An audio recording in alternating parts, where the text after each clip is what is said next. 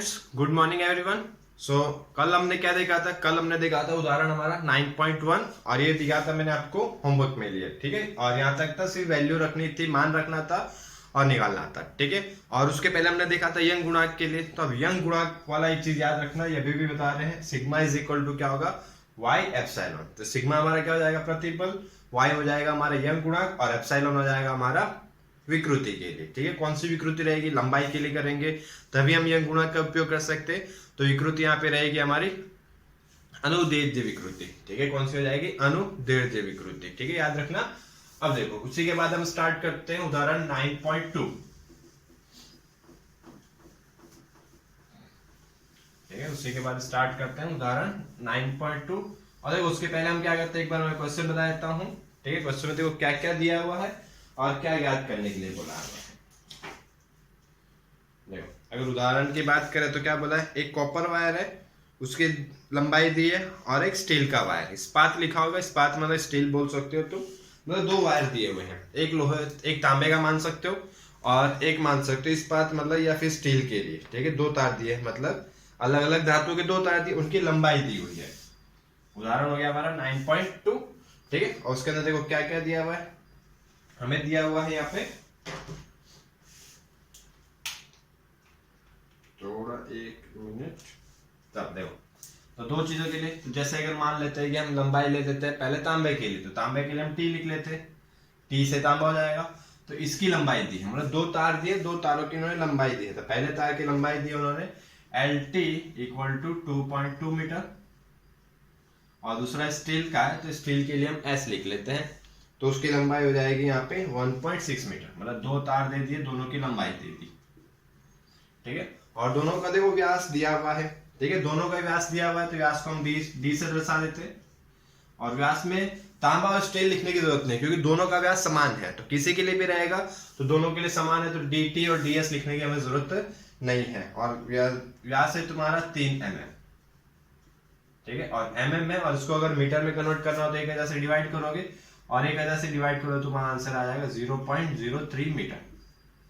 ये क्या मिल गया हमें, व्यास। और इससे अगर हमें क्या करनी, त्रिज्या ज्ञात करनी, तो इसका क्या कर दो, 2 से डिवाइड कर दो, ठीक है। डी को क्या कर दो, अगर 2 से डिवाइड कर दो तो क्या मिल जाएगा तुम्हें, व्यास में, सॉरी त्रिज्या मिल जाएगी। और देखो क्या बोला है, आर कनेक्टेड टू एंड, और अब ये बोला है कि दोनों की जो लंबाई में, दोनों की लंबाई में जो परिवर्तन हो रहा है वो कुल लंबाई में कितना परिवर्तन हो रहा है, डेल्टा एल, और उसका मान कितना है 0.70 mm, ठीक है। ये चीज याद रखनी है, आप mm है तो mm की यहाँ पे लिए क्या लिख सकते हैं, 0.70 इंटू 10⁻³ मीटर, ठीक है। मतलब दोनों की कुल लंबाई में कितना परिवर्तन हो रहा है, 0.7070 mm, ठीक है। mm को मीटर में कन्वर्ट करने के लिए क्या करना पड़ेगा, यहाँ देखो 1000 से डिवाइड किया, 1000 से डिवाइड नहीं करो तो इंटू 10⁻³ लिख सकते हो, ठीक है। और ये बोला है कि बल का मान ज्ञात करें, प्रतिबल ज्ञात करने के लिए नहीं बोल रहे, बल का मान ज्ञात करने के लिए बोल रहे हैं, ठीक है। और तार कैसे रखे हुए वो पहले हम बता देते हैं। जैसे तारों को कैसे जुड़ा हुआ है, सिरे से सिरे को जुड़ा हुआ है, मतलब ऐसा, ये तार हम पहला ले लेते हैं, जैसे ये दो तार हो गए हमारे, ठीक है। ये मान लेते हैं कि पहला हमारा तांबे का तार है, तांबे का तार के ऊपर के सिरे को मैंने ऐसे कहीं पे बांध के रखा हुआ है, ये हो गया नीचे का सिरा, और उस नीचे के सिरे के साथ क्या किया, मैंने दूसरी तार यहाँ पे जोड़ दिया ऐसे, देखो इस तरह से, तो ये हो गया, मतलब दोनों तार किससे जुड़े, एक दूसरे के सिरे के साथ जुड़े। ऊपर वाले को मैंने किसी के साथ बांध दिया तो पहला तार हो गया, अब नीचे क्या किया, मैंने उसके सिरे के साथ दूसरा तार जोड़ दिया, और जो नीचे का ये जो खुला सिरा है, ठीक है, इसमें मैंने क्या कर दिया, मान लो कोई वजन लटका दो, ठीक है। तो अब जैसे ऐसी चीज हो जाएगी, ये ऊपर से हमने बांध के रखा हुआ है, यहाँ से हमने दोनों को जोड़ के रखा, और यहाँ पे मैं क्या करूँ, अगर कोई वजन लटका दूं, और जैसे मैं क्या करूंगा, यहाँ पे अगर कोई मान लो कोई वजन लटका देता हूं, तो वजन लटकाने के कारण ये चीज क्या हो जाएगी, दोनों की तार में कुछ ना कुछ परिवर्तन होगा, दोनों की लंबाई में कुछ परिवर्तन होगा, दोनों की लंबाई में वृद्धि होगी, क्योंकि तार को तुम खींच रहे हो बल लगा के, और बल लगा के तो बल हमें ज्ञात करना है, एक तो कितना बल लगा रहे हो, और दूसरा परिवर्तन कितना हो रहा है, 0.70 mm। तो ये ना तो तांबे में हो रहा है ना इसमें, दोनों का मिला के कुल लंबाई में कितना परिवर्तन है दोनों का, इसके ऐसा बोल सकते हो 0.70 में कि पहला 25 mm हुआ, दूसरा 35 mm हुआ, ठीक है। दोनों का मिला के हमारा कितना होना चाहिए, 0.70। लेकिन हमें ये नहीं पता है ना कि पहले की लंबाई में कितना परिवर्तन हो रहा है और दूसरे की लंबाई में कितना परिवर्तन हो रहा है, ये हमें नहीं पता है, तो वो हमें ज्ञात करना है। वो नहीं भी ज्ञात करो तो भी कोई नहीं, लेकिन हमारे लिए मेन टारगेट है एफ ज्ञात करना है। ठीक है, अब देखो एफ के लिए मैं चीज बता दूं, अगर यहाँ पे हम बल लगा रहे हैं तो बल इस पे भी उतना ही लगेगा और इस पे भी उतना ही लगेगा। क्यों? क्योंकि बीच में जो तार होगा, मान लो ये चीज बोल सकते सर ऊपर वाला तार है तो उस पर तो सिर्फ नीचे वाले का भी तो बल लग रहा होगा, नीचे वाले का भी कुछ ना कुछ वजन होगा, तो वजन होगा तो उसकी वजह से भी उस पर क्या लग सकता है, बल लग सकता है। तो इस पे बल लग रहा हो तो इस पे कम लग रहा हो, इस पे सिर्फ नीचे जो लटका हुआ उसी का लग रहा है, और ऊपर वाले पे ये जो नीचे तार लटका हुआ और तार के नीचे जो हम बल लगा रहे हैं दोनों का बल लग रहा है, बट तार का द्रव्यमान बहुत कम होगा। अब देखो यहाँ पे दिया हुआ है एमएम में दिया, और 1 मीटर के तार में वजन होगी, कितना वजन होगा?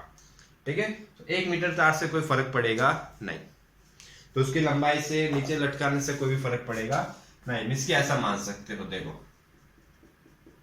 ठीक है, ये हो गया तुम्हारा पहला तार। ठीक है, और इसी सिरे से क्या करते हैं हम दूसरा तार जोड़ देते हैं। देखो दूसरा तार भी मैं ये बना देता हूं, ये हो गया दूसरा तार, और यहाँ पे हम क्या कर रहे हैं, बल लगा रहे हैं। यहाँ पे हम क्या कर रहे हैं, बल लगा रहे हैं, कहाँ? नीचे की तरफ। तो बल लगाओगे तो दोनों की लंबाई में परिवर्तन होगा, तो हमें वो ज्ञात करना है। और बल कितना लगाना पड़ेगा उसके लिए, कितना परिवर्तन अगर हमें करना है दोनों के कुल लंबाई में, तो कितना बल लगाना पड़ेगा, ये है हमारा क्वेश्चन। ठीक है, देखो अभी तक तो हम आंसर पे आए नहीं, अभी तक हम सिर्फ क्वेश्चन पे ही हैं। ठीक है, अब देखो यहाँ पे हम ये बोलेंगे अब बल हो गया तो प्रतिबल हो जाएगा। प्रतिबल कैसे निकालोगे? Sigma is equal to F by A, हमें पता है क्या हो जाएगा, एफ बाई ए। बट हमारे पास एफ नहीं है तो हम कैसे निकालेंगे, बट ए तो निकाल सकते हैं। अब ए मतलब क्या हो जाएगा, क्षेत्रफल के लिए। ठीक है, क्षेत्रफल के लिए अगर हम देखें, जैसे तार है, तार को तुम यहाँ से कट करोगे तो तुम्हें कैसा भाग मिलेगा, एकदम वृत्त जैसा, सर्कल जैसा भाग मिलेगा। और सर्कल या वृत्त के अगर क्षेत्रफल की हम बात करें तो उसके लिए फॉर्मूला हो जाएगा तुम्हारा पाई आर स्क्वायर, और दोनों के लिए वही रहेगा क्योंकि दोनों के लिए व्यास समान है तो त्रिज्या भी दोनों के लिए समान रहेगी, तो त्रिज्या समान रहेगी, दोनों के लिए क्षेत्रफल भी कैसा रहेगा, समान रहेगा। और दोनों के लिए अगर हम देखें तो बल भी कैसा लग रहा है, समान लग रहा है। तो इसमें हमें कहीं लिखने की जरूरत नहीं कि किस पे लग रहा है, किसका क्षेत्रफल है, कहीं पे भी लिख सकते हो, दोनों के लिए समान चीज रहेगी। ठीक है, अब आते हैं सॉल्यूशन पे। ठीक है, अब सॉल्यूशन के लिए देखें तो हम एक चीज लिख सकते हैं, क्या? Sigma is equal to Y epsilon.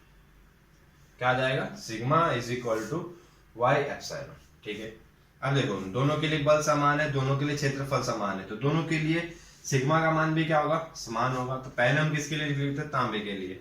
तांबे का तो यंग गुणा किसका लोगे, तांबे का। अब देखो क्वेश्चन में यंग गुणा के लिए मान नहीं दिया हुआ है। ठीक है, क्वेश्चन में यंग गुणा का मान नहीं दिया, लेकिन उसी के पीछे तुम जब पेज टर्न करोगे, पीछे पेज घुमाओगे, तो देखो एक टेबल दिया हुआ यंग गुणा करके, एक पूरा टेबल दिया, उसके अंदर से तुम निकाल सकते हो। ठीक है, मैं मान भी बता देता हूँ, देखो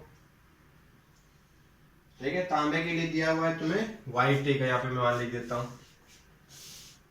ठीक है, तांबे के लिए है तुम्हारा मान Y T is equal to 110 into 10⁹। ठीक है, तो जब तुम करोगे तो वहां पे मान दिया होगा, टेंशन ना लेना। ठीक है, और दूसरा दिया हुआ तुम्हें स्टील के लिए, और स्टील के लिए वाई एस लिख लेते हैं, तो उसका मान हो जाएगा 200 इंटू 10⁹। ठीक है, और देखो टेबल में देखोगे तो 110 और 200 लिखा, सर 10⁹ तो लिखा हुआ नहीं है, तो 10⁹ के लिए तुम ऊपर देख सकते हो, सबसे ऊपर देखो सब में लिखा हुआ है, तो सब में 10⁹ इंटू 10⁹ इंटू 10⁹ ना लिख के उन्होंने सबसे ऊपर लिख दिया कि मतलब जितने भी मान है उनके साथ हमें गुणाकार में क्या करना है, 10⁹ करना है। ठीक है, तो देखो तो हमने सूत्र क्या लिखा, sigma T is equal to Y T, और ये भी हो जाएगा किसके लिए, तांबे के लिए। अब ऐसे ही किसके लिए लिखोगे, स्टील के लिए। और मैंने अभी एक चीज बताई, क्या चीज बताई, कि सिग्मा दोनों के लिए क्या होगा, समान होगा। क्यों? क्योंकि दोनों के लिए बल का मान समान है, दोनों के लिए क्षेत्रफल का समान है। एफ और ए अगर दोनों समान है तो सिग्मा भी दोनों के लिए क्या रहेगा, समान रहेगा। तो हमारे लिए सूत्र क्या हो जाएगा, sigma T is equal to, हम सिग्मा एस लिख सकते हैं, और सिग्मा टी की जगह पे क्या हो जाएगा हमारा, Y T epsilon T equal to Y S epsilon S. ठीक है, अब एप्सिलॉन टी और वाई एस का, एप्सिलॉन एस का मान रख देते हैं। एप्सिलॉन के लिए हमारा सूत्र क्या होगा, लंबाई के लिए अगर हो तो डेल एल अपॉन एल। ठीक है, तो इसके लिए हम सूत्र लिख सकते हैं Y T is equal to del L T upon L T. Means की तांबे की लंबाई में जो परिवर्तन होगा और डिवाइड में तांबे के कुल लंबाई, और उसी तरह S del L S upon L S. ठीक है, अब देखो इसमें वाई टी हमें पता है, वाई एस पता है, एल टी पता है, एल एस पता है, बट डेल एल टी और डेल एस की पता नहीं है, तो उन दोनों को एक तरफ को दो, बाकी सबको उधर लेके चला। देखो तो एक काम करेंगे, डेल एल टी को इधर ही रहने देते, equal to del L S गुणाकार में है, गुणाकार में तो इक्वल किस तरफ आएगा, तो डिवाइड में।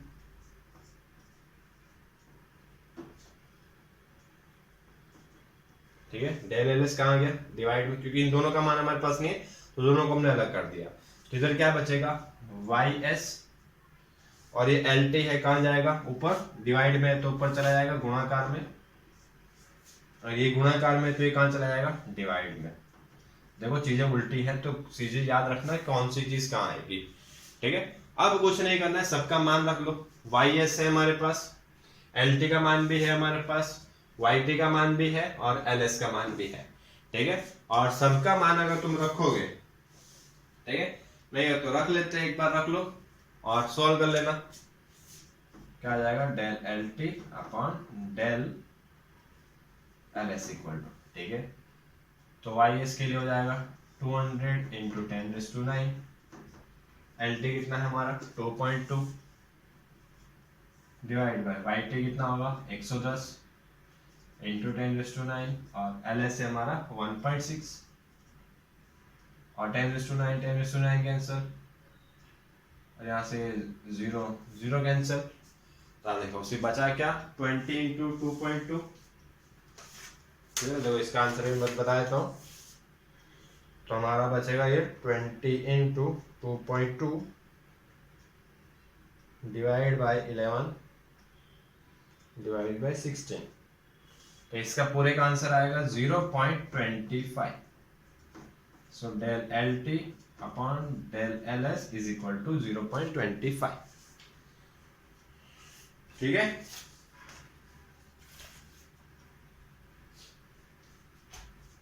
अब देखो, अब एक चीज और करेंगे यहाँ पे, क्या हो जाएगा, अब del L T upon del L S है, उसको उधर लेके जाओगे गुणाकार में, तो क्या हो जाएगा, del L T is equal to 0.25 del L S. और हमने एक चीज बोली कि दोनों की लंबाई में कुल परिवर्तन कितना हो रहा है 0.70, तो कुल लंबाई में परिवर्तन के लिए हम ऐसा लिख सकते हैं del L S plus del L T equal to 0.25, sorry कितना हो जाएगा, दोनों की कुल लंबाई में कितना परिवर्तन होता है 0.70 इंटू 10⁻⁻3। ठीक है, तो अब देखो यहां से हम एक चीज निकाल सकते हैं, अब डेल एल टी की जगह पे क्या रख सकते हो 0.25 एल एस। ठीक है, तो यहां से क्या मिल जाएगा, एल टी का मान मिल जाएगा डेल्टा एल टी का।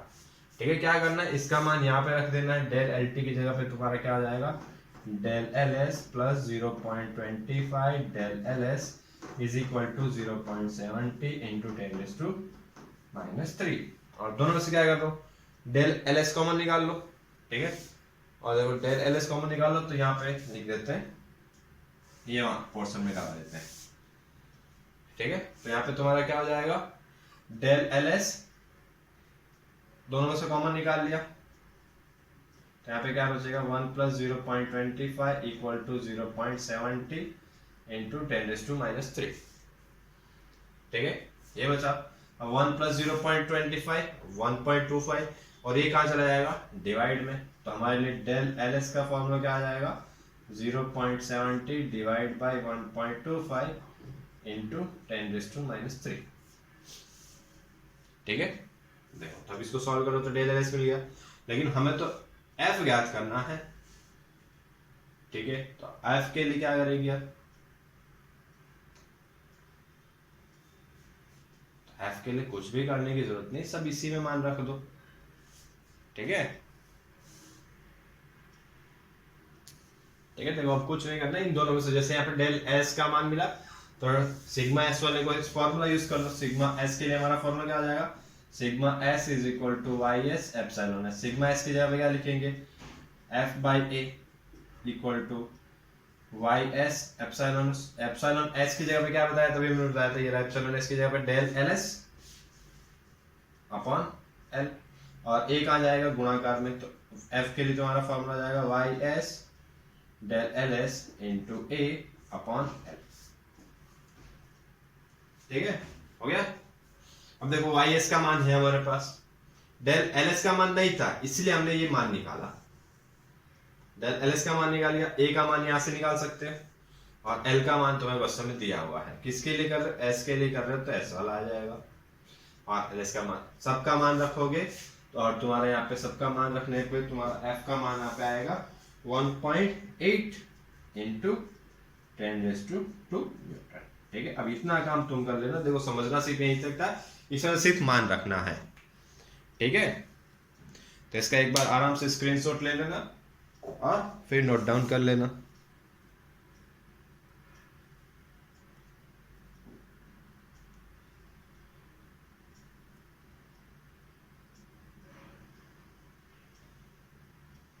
चलो ठीक है, ओके। वीडियो देखने के लिए थैंक यू, और पसंद आया तो सब्सक्राइब जरूर करना।